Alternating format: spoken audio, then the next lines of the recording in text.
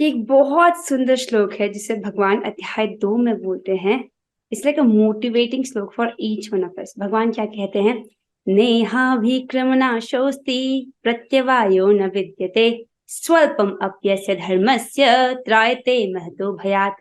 भगवान कहते हैं इस प्रयास में न तो हानि होती है न ही ह्रास। मतलब अगर आपने ये शुरू किया, नेहाभिक्रमनाशोऽस्ति, अगर आपने इस कार्य को शुरू कर दिया तो अभिक्रम का नाश नहीं होता। मतलब अगर आपने 2% शुरू कर दिया तो वो 2% कभी भी डिस्ट्रॉय नहीं हो सकता, ना काल के प्रभाव से, ना किसी भी चीज के प्रभाव से।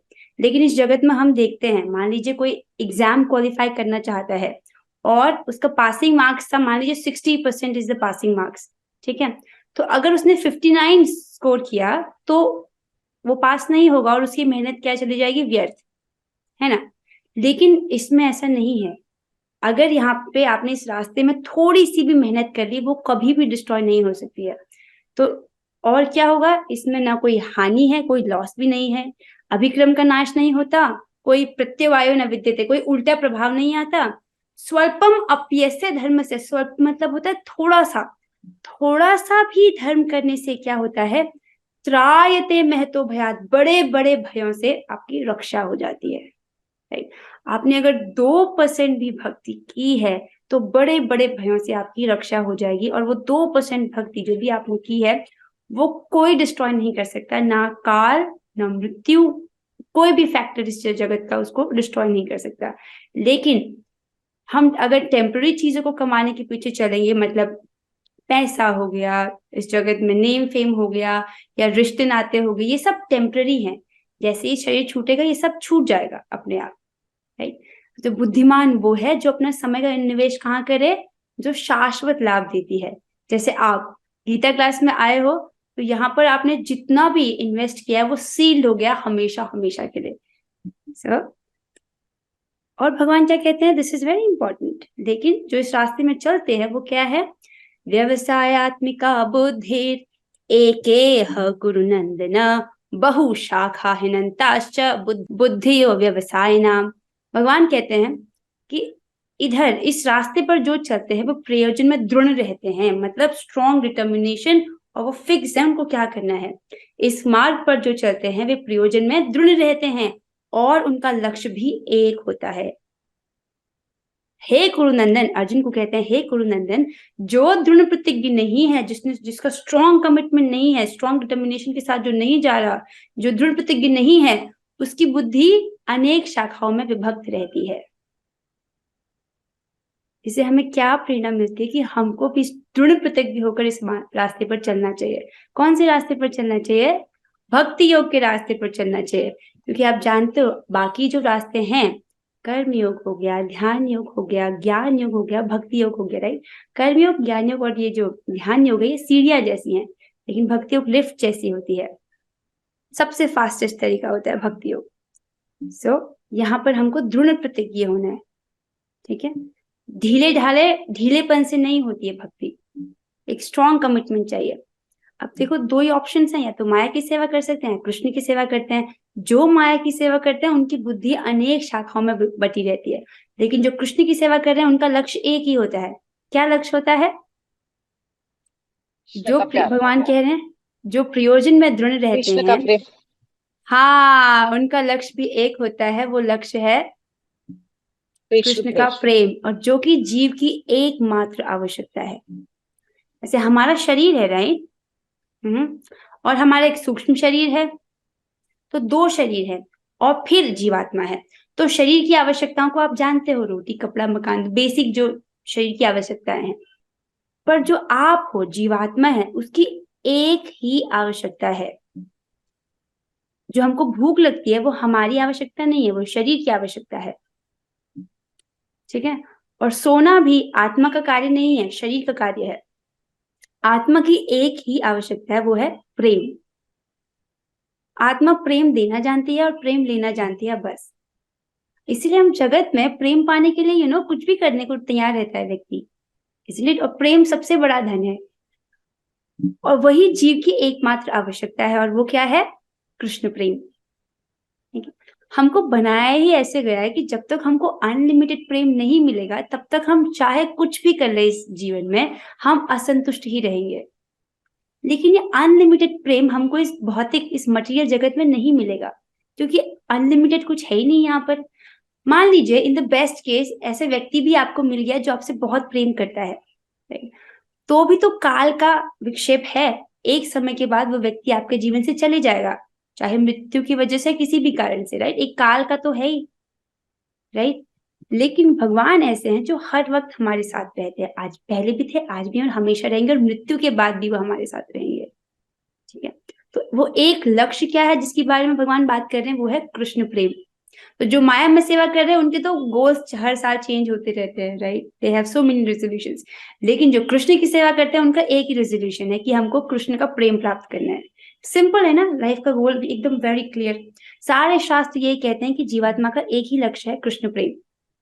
तो सभी जीवात्माओं का एक ही लक्ष्य है, तो सबके लिए ना रास्ते बताए गए हैं, लेकिन लक्ष्य एक ही है। अभी चेक करो आप लोग कहाँ पहुंचे अपनी स्टेज में, राइट। सो हमें बताए जाते हैं कि भक्ति के 9 स्टेजेस आते हैं। सो पहले श्रद्धा। श्रद्धा मतलब भक्ति प्रवर्तक शास्त्रों में विश्वास। तो भगवत गीता के जो शब्द है उस पर विश्वास होना कि ये जो भी बोला गया है भगवान ने बोला एकदम सत्य है, राइट। और श्रद्धा भी, श्रद्धा एक्चुअली बहुत, श्रद्धा हमारा वास्तविक धन है। जैसे आप सब्जी मार्केट में जाते हो, राइट, आपके पास जितने पैसे हैं आप उतनी सब्जी खरीद सकते हो, isn't it? उसी प्रकार जब हम ये ग्रंथ पढ़ते हैं तो हम ये उतना ही ज्ञान इकट्ठा कर सकते हैं जितनी हमारे पास श्रद्धा है। तो श्रद्धा बहुत बड़ा धन है, इसके एक्सचेंज में हम यहाँ से जो ज्ञान है उसको लेकर जाते हैं अपने साथ, राइट। तो ये श्रद्धा होना, इसके लिए भी महत कृपा चाहिए। जब आपको भक्तों की कृपा होती है, भक्तों का संग प्राप्त होता है, तो श्रद्धा होती है। वरना जगत में देखिए इतने सारे लोग हैं जो स्टेज 1 पर भी नहीं है, ठीक है। उसके बाद साधु संग मतलब भक्तों का संग, फिर भजन क्रिया शुरू करना, जप करना, कीर्तन करना, ये समझना, भक्तों के संग में आके पता चलता है कि हमें करना क्या है आखिर। फिर हमारी अनर्थ निवृत्ति होती है। अनर्थ निवृत्ति मतलब अनवांटेड हैबिट्स, अनवांटेड जो जो हमारी बुरी आदतें हैं, जो हमारे बारे में बुरी चीजें, उनकी निवृत्ति, वो हमसे छूट जाती है, गलत आदतें छूट जाती है, उसको बोलते हैं अनर्थ निवृत्ति का स्टेज। फिर आती है निष्ठा। निष्ठा मतलब फिक्स्ड, आप फिक्स्ड हो गए हो कि मुझे भक्ति ही करनी है और कुछ नहीं करना, इसी से मेरा परम कल्याण होगा। इतना आप समझ गए, आपको इतनी एक बात समझ आ गई निष्ठा के लेवल पर, और आप रोज क्या कर रहे हो, भक्ति कर रहे हो। तो गुरु महाराज समझाते हैं कि निष्ठा पर पहुंचने से पहले शारीरिक निष्ठा होती है, फिजिकल निष्ठा, मतलब कि मैं रोज भक्ति करूंगी, मैं रोज जप करूंगी, या मैं रोज Bhagavad Gita पढ़ूंगी, it's like the शारीरिक निष्ठा। तो पहले हम शारीरिक निष्ठा पर पहुंचते हैं कि मैं रोज जप करूंगी, मैं रोज प्रसाद खाऊंगी, मैं रोज गीता भागवत सुनूंगी, इस प्रकार की निष्ठा। जब हम निष्ठा के लेवल पर पहुंच जाते हैं उसके बाद नेक्स्ट आती है रुचि, मतलब इंटरेस्ट। अब आपको ना इंटरेस्ट आने लगता है कि अरे गीता में क्या पढ़ेंगे आज, तो और आपको हरि नाम में भी रुचि आती है, टेस्ट आ जाता है, you develop that test, that higher test, right.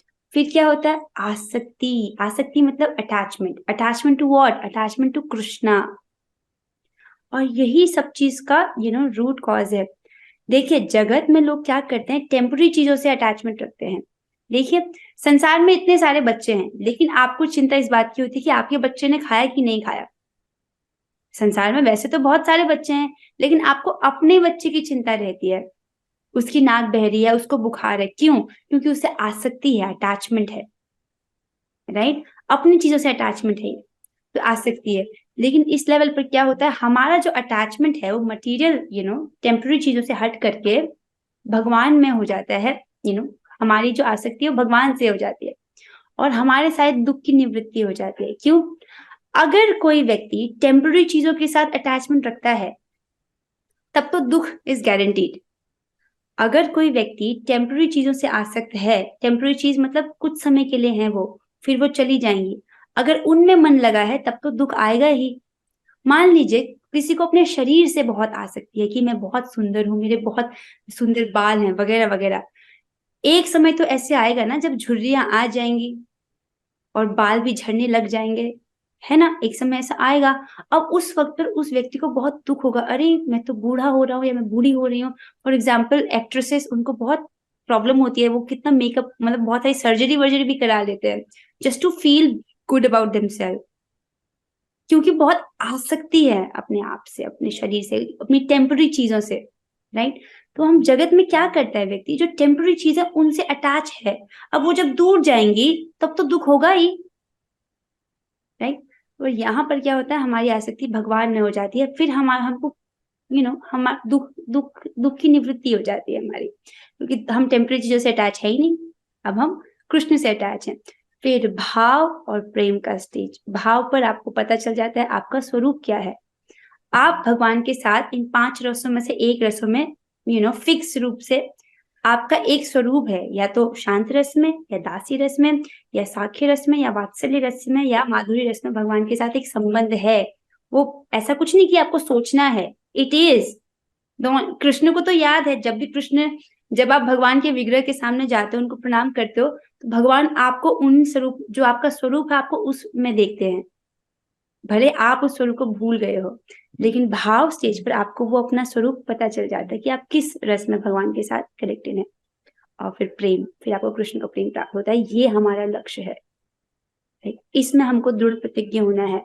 हर दिन चाहे थोड़ा सा ही हो, हमको इधर आगे बढ़ना है। This is our real goal and one and only goal. I think with this you know exactly कि ये सारी चीजें क्यों हो रही हैं, ताकि हम कृष्ण का प्रेम प्राप्त कर सके। ठीक है, इसके लिए हमको क्या करना है, रोज दृढ़ता से भक्ति करनी है। तो रोज आप दृढ़ता से जप करोगे, अच्छे से क्लास सुनोगे, तो क्या होगा, आपको और अच्छे से समझ आएगा, कृष्ण की बातें भी समझ आएंगी। भगवान स्वयं कहते हैं कि मुझे केवल अनन्य भक्ति द्वारा समझा जा सकता है, केवल अनन्य भक्ति द्वारा। न कर्म के मार्ग से, न ज्ञान के मार्ग से, न ध्यान के मार्ग से हम भगवान को नहीं समझ सकते हैं। भगवान अध्याय 12 में स्पष्ट करते, केवल अनन्य भक्ति द्वारा तुम मुझे समझ सकते हो। ओके, सो आज हम पढ़ेंगे श्लोक संख्या 8, 9 और 10। ठीक है, तो मेरे पीछे बोलिएगा। तो पिछले श्लोक में हमने पढ़ा था कि दुर्योधन अपने आचार्य से कहता है, किंतु हे ब्राह्मण श्रेष्ठ, आपकी सूचना के लिए मैं अपनी सेना के उन नायकों के विषय में बताना चाहूंगा जो मेरी सेना को संचालित करने में विशेष रूप से निपुण है। राइट, हमने पिछली क्लास में पढ़ा था, दुर्योधन कहता है कि द्विजोत्तम, आप ब्राह्मणों में श्रेष्ठ हैं, पर फिर भी आप मेरी सुनिए। आप श्रेष्ठ हैं, पर आप मेरी बात सुनिए। और आपकी सूचना के लिए मैं बता दूं कि मेरी सेना में भी बड़े बड़े योद्धा हैं। कौन योद्धा हैं वो हम आज पढ़ेंगे। इस श्लोक से रिफ्लेक्ट होता है दुर्योधन का एरोगेंस, उसकी एरोगेंट मेंटालिटी। वैसा हमको नहीं बनना है। अगर हम आध्यात्मिक प्रगति करना चाहते हैं तो विनम्रता इज अ मस्ट, हम्बल होना ही है, वरना अगर हम दुर्योधन के जैसे होंगे तब हमको कुछ भी नहीं समझ आएगा। एक हम्बल पोजीशन से चीजों को एक्सेप्ट करना कि हाँ मुझे नहीं आता और मैं इसको सीखना चाहती हूँ, राइट, हम्बल होके। कमिंग टू दिस वन, मैं मेरे पीछे बोलेगा, भवान भीष्मश्च कर्णश्च, भवान् भीष्मश्च कर्णश्च, वेरी गुड, भवान भीष्मश्च कर्णश्च, भवान् भीष्मश्च कर्णश्च, कृपश्च समितिञ्जय, कृपश्च समितिञ्जय, अश्वत्थामा विकर्णश्च, अश्वत्थामा विकर्णश्च, सौमदत्तिस्तथैव च। सोमदत्तिस्तथैव च। बहुत सुंदर, बहुत सुंदर। भवान भीष्मश्च कर्णश्च, भवान् भीष्मश्च कर्णश्च, कृपश्च समितिञ्जय, कृपश्च समितिञ्जय, कृपश्च समितिञ्जय, कृपश्च समितिञ्जय, अश्वत्थामा विकर्णश्च, अश्वत्थामा विकर्णश्च, सौमदत्तिस्तथैव च। सोमदत्तिस्तथैव च। नाइस, आप प्रयास कर रहे हो गाने का, नाइस। सो अब साथ में बोलेगा, भवान् भीष्मश्च कर्णश्च। भवान् भीष्मश्च भवान् भीष्मश्च कर्णश्च। कर्णश्च। एक सिंक में भवान् भीष्मश्च कर्णश्च। भवान् भवान् भीष्मश्च भीष्मश्च कर्णश्च। कर्णश्च। कृपश्च समितिञ्जय। कृपश्च पश्च समितिञ्जय। समितिञ्जय। अश्वत्थामा विकर्णश्च। अश्वत्थामा विकर्ण। अश्वत्थामा विकर्णश्च। सोमदत्तिस्तथैव च। सोमदत्तिस्तथैव च। सोमदत्तिस्तथैव च। एक बार फिर से भवान् भीष्मश्च कर्णश्च। भवान् भीष्मश्च भवान् भीष्मश्च कर्णश्च। कर्णश्च। कृपश्च समितिञ्जय। कृपश्च पश्च समितिञ्जय। समितिञ्जय। अश्वत्थामा विकर्णश्च। अश्वत्थामा अश्वत्थामा विकर्णश्च। विकर्णश्च। सोमदत्तिस्तथैव च। सोमदत्तिस्तथैव च। सोमदत्तिस्तथैव च। नाइस, बहुत सुंदर। भवान मतलब होता है आप। तो द्रोणाचार्य अभी पिछले श्लोक में कहा था दुर्योधन ने कि मेरी सेना में ऐसे अनेक योद्धा हैं जो बहुत निपुण हैं, जो युद्ध कला में बहुत निपुण है। तो अब कौन कौन है इस श्लोक में बता रहे हैं। पहले बोल रहे भवान, आप। भगवान संस्कृत में एक शब्द है लाइक विद रिस्पेक्ट, जैसे हिंदी में आप है, आप तुम तू, हिंदी में 3 शब्द होते हैं टू एड्रेस अ पर्सन। तो संस्कृत में भगवान स्वयं आप, मक्खन लगा रहे। तो भगवान इस आप, फिर कहते हैं भीष्म यानी भगवान भीष्मश्च, भगवान मतलब आप, भीष्म यानी भीष्म पितामह, और कर्ण, राइट। तो अब यहाँ पर दुर्योधन बहुत ज्यादा सोच रहा है पॉलिटिकली, कूटनीति बोलते हैं इसको, तो बहुत ज्यादा पॉलिटिक्स कर रहा है। तो कौरवों की सेना में सबसे पावरफुल योद्धा है भीष्म पितामह, राइट। अब दुर्योधन बहुत कंफ्यूज है कि मैं भीष्म पितामह का नाम पहले लूं या द्रोणाचार्य का नाम पहले लूं। अब क्योंकि मेरे सामने द्रोणाचार्य खड़े हैं, अगर इनके सामने मैंने पहले भीष्म का नाम ले लिया, राइट, कहीं इनको बुरा न लग जाए। इतना सोच रहा, और इसलिए कह रहा भवान भीष्मश्च कर्ण, आप स्वयं आप द्रोणाचार्य, और भीष्म और कर्ण, राइट। अभी भीष्म, जो भीष्म पितामह है, जैसे ये द्रोणाचार्य और भीष्म पितामह दोनों ही परशुराम जी के शिष्य हैं, राइट। परशुराम कौन है? परशुराम भगवान के अवतार है। परशुराम के अवतार में भगवान ने क्या किया था, क्षत्रियों का, हय हय वंशी क्षत्रियों का 21 बार उनको उनका संहार किया था। तो ऐसा हुआ था कि जो क्षत्रिय थे वो अपना धर्म भूल गए थे और काफी अन्याय कर रहे थे प्रजा के साथ। तो भगवान ऐसे क्षत्रियों को, जो अपना जो क्षत्रिय धर्म है उसको नहीं निभा रहे थे, अपने कर्तव्य को नहीं निभा रहे थे, बस राजा की पोजीशन का मिसयूज कर रहे थे, राइट, राजा की पोजीशन में आ गए थे लेकिन अपने कर्तव्य को अच्छे से नहीं निभा रहे थे। तो भगवान परशुराम के अवतार में आते हैं और अपने परशु से इन हय वंशी क्षत्रियों का 21 बार उनका नाश कर देते हैं। तो यही परशुराम यानी जो भगवान स्वयं है, वो द्रोणाचार्य के भी गुरु रहे हैं और भीष्म पितामह के भी गुरु रहे हैं और कर्ण के भी गुरु रहे हैं। ये तीनों के तीन परशुराम जी के शिष्य हैं, राइट। और ये तीनों के तीन बहुत पावरफुल योद्धा हैं। मेरी सेना में स्वयं आप, भीष्म, कर्ण, कृपाचार्य, अश्वत्थामा, विकर्ण तथा सोमदत्त का पुत्र भूरिश्रवा आदि हैं, जो युद्ध में सदैव विजयी रहे हैं, नहीं। अभी ये तो इसमें सिंपल सिंपल लग रहा है। अब देखिए इसमें बहुत सारी कूटनीति है दुर्योधन की। तो पहला तो वो यहाँ पर पॉलिटिक्स में फंस गया था कि मैं किसको पहले बोलूं, आपका नाम पहले लूं या मैं भीष्म का नाम पहले लूं। भवान भीष्मश्च कर्णश्च, भीष्म पितामह वो हैं जो परशुराम जी के साथ युद्ध करते हैं, परशुराम जी जिनको हरा नहीं पाए थे। सर्वश्रेष्ठ अभी कौरवों की सेना में सबसे पावरफुल योद्धा है भीष्म। दुर्योधन द्रोणाचार्य का नाम पहले लेता है। क्यों लेता है? क्योंकि वो सोचता है कि देखो भीष्म पितामह क्षत्रिय हैं, राइट, और द्रोणाचार्य ब्राह्मण है, राइट। तो अगर मैं द्रोणाचार्य का नाम पहले ले लूं यानी ब्राह्मण का नाम पहले ले लूं, तो क्योंकि भीष्म पितामह क्षत्रिय हैं वो बुरा नहीं मानेंगे, और सोचेंगे कि मैंने द्रोणाचार्य को सम्मान दिया है, इस प्रकार उनको मेरी बात अच्छी लगेगी और द्रोणाचार्य को भी इस बात से कोई दिक्कत नहीं होगी क्योंकि मैंने उनका नाम पहले लिया है। इतना सब कुछ सोचने के बाद Duryodhan comes to the point, भवान भीष्मश्च कर्णश्च, बहुत कूटनीति। तो फिर कहता है कि मेरी सेना में आप हो, भीष्म पितामह है, कर्ण है, और यहाँ पर वो एक और चीज कहता है, पिंच करता है। कैसे पिंच करता है, कितनी गूढ़ बातें हैं, ये सब टीकाओं पढ़ के समझ आती हैं। यहाँ पर वो ये कहना चाह रहा है कि देखिए, अगर आप नहीं भी लड़ेंगे तो मेरे पास, मेरी सेना में भीष्म पितामह हैं और ऐसे बड़े बड़े योद्धा हैं, तो भी मैं जीत ही जाऊंगा। इस प्रकार से पिंच कर रहा है कि अगर आप नहीं भी लड़ोगे तो भी मेरे पास भीष्म पितामह हैं, उनके बल पर मैं जीत जाऊंगा। राइट।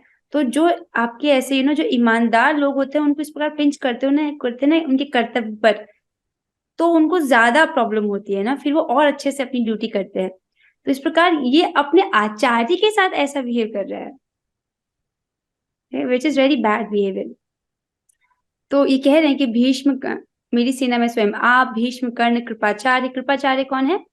ये जो द्रोणाचार्य की जो पत्नी है कृपी, उनके भाई हैं कृपाचार्य। अश्वत्थामा कौन है? द्रोणाचार्य के पुत्र हैं। विकर्ण कौन है? दुर्योधन का एक भाई है। तथा सोमदत्ती का पुत्र भूरिश्रवा आदि हैं, जो युद्ध में सदैव विजयी रहे हैं। Bhurishrava is such an interesting character. एक स्टोरी थी इसके पीछे मुझे जो आपको सुनानी थी। We still have 5 minutes. चलो भूरिश्रवा की मैं कथा सुनाती हूँ आपको। सो भूरिश्रवा एक ऐसे योद्धा थे कौरवों की सेना में, जिनके पास एक ऐसा, जिन्होंने अपनी तपस्या से शिवजी को प्रसन्न किया था और शिवजी ने उनको एक अस्त्र दिया था, एक गदा दी थी। राइट। और वो एक अमोघ गदा थी, मतलब जिस पर भी भूरिश्रवा उस गदा से प्रहार करेंगे वो तो उसकी मृत्यु तो निश्चित है। लेकिन शिवजी उनको बोलते हैं, देखो, लेकिन अगर तुमने इस गदा का उपयोग किसी निहत्थे व्यक्ति पर किया, किसी ऐसे व्यक्ति पर किया जो युद्ध नहीं कर रहा है, तो यह गदा वापस उल्टा मुड़कर तुम्हारा ही सर फोड़ देगी। भूरिश्रवा कहते हैं कोई बात नहीं, ठीक है। तो अब दिस इज द टाइम जब भूरिश्रवा लड़ता है अर्जुन के साथ। ओके, भूरिश्रवा एंड अर्जुन दोनों लड़ रहे हैं। अर्जुन को कोई आइडिया नहीं है कि भूरिश्रवा के पास एक ऐसा अस्त्र है जिसके जो अगर उसने चलाया तो अर्जुन की मृत्यु निश्चित है।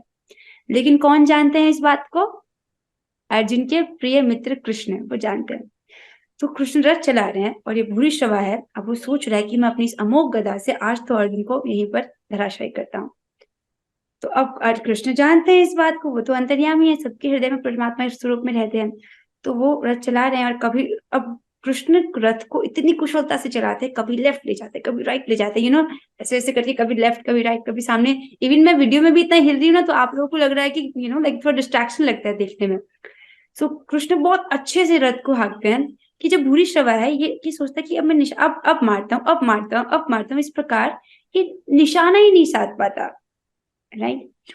और जब ये निशाना लगा रहा है, वो कृष्ण से इतना फ्रस्ट्रेट हो जाता है कि कृष्ण कैसा है, रथ कैसे चला रहा है, मैं निशाना नहीं लगा पा रहा, कि वो अपने वरदान का जो दूसरा पार्ट था उसको भूल गया कि मुझे किसी निहत्थे पर नहीं माना, और सोचता है कि अर्जुन को तो मैं बाद में देखूंगा, पहले इस कृष्ण को देखता हूँ। और वो जो गदा है उसको वो कृष्ण पर चढ़ा देता है। वैसे भी कृष्ण भगवान है, वो गदा कुछ कर नहीं पाती उनका। फिर भी कृष्ण निहत्थे थे, उनके पास कोई हथियार नहीं था, वो तो रथ हाँक रहे थे। राइट। तो वो जो गदा होती है वो वापस मुड़ती है, जैसे शिव जी का वरदान था कि अगर तुमने निहत्थे पर वार किया तो तुम्हारा ही सर फोड़ देगी।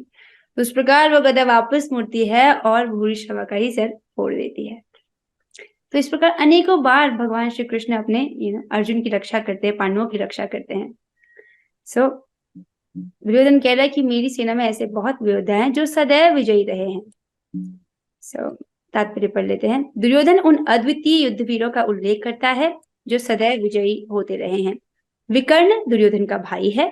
अश्वत्थामा द्रोणाचार्य का पुत्र है और सोमदत्ती या भूरिश्रवा बालिकाओं के राजा का पुत्र है।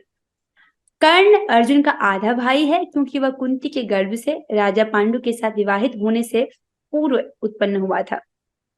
तो जब माता कुंती छोटी थी, उन्होंने एक दुर्वासा ऋषि की सेवा की थी।